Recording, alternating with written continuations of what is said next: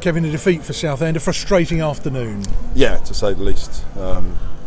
We started ever so well. With the front two we got, we wanted balls in the box and asked questions of them defensively. So credit to them, they stood up to it. But we've got to take one of them chances that come our way early on,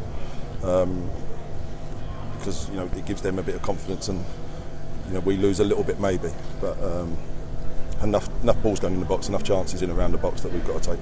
What was the key for Gateshead getting back into that after that really promising start by Southend? No, listen, they're a very good side and they play very well and they look after the ball. I think we turned it over quite well at times, and just on the turnover we probably weren't good enough with the ball to take advantage when they were a little bit open.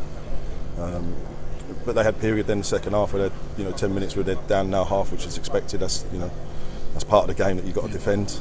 But we're under pressure when we don't score goals, and I don't know how we haven't scored towards the end there. And it's hitting the woodwork twice. Enough balls going in around the box, and they took their chance and we haven't taken ours. I was going to say that last 10 minutes you really got into your groove, hit the woodwork twice, but it just wasn't to be for Southend today. That must have been doubly annoying watching from the touchline here. Yeah, no, exactly. Like when you see one off the woodwork and doesn't go in, and then the other one you go, it's going to be that one of them days where it's not going to drop.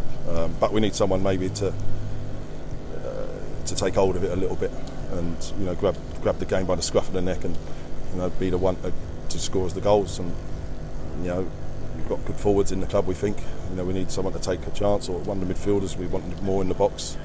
We've had loads of shots in the first half in around the edge of the box, but we just couldn't find a way through. And when you do that, you've got a chance of conceding. Is that the key now? You've got people knocking on the door that could come in and replace if it isn't all functioning for Southend up top? Yeah, and listen, that's part of having a squad. We said that, and maybe the pressure's a little bit different now because we've had a free hit, if you want, in terms of what's gone on this season, but now might be a little bit more pressure because fans and everyone expects us to win, and we've got to stand up and deal with that, and that's normal. So the players on the pitch have got to stand up and do that, and be brave enough to play in there. A lot of positivity has been around the club over the last several weeks for Southend. You just got to be concentrated going out forward for Blues because that table ain't looking great at the moment.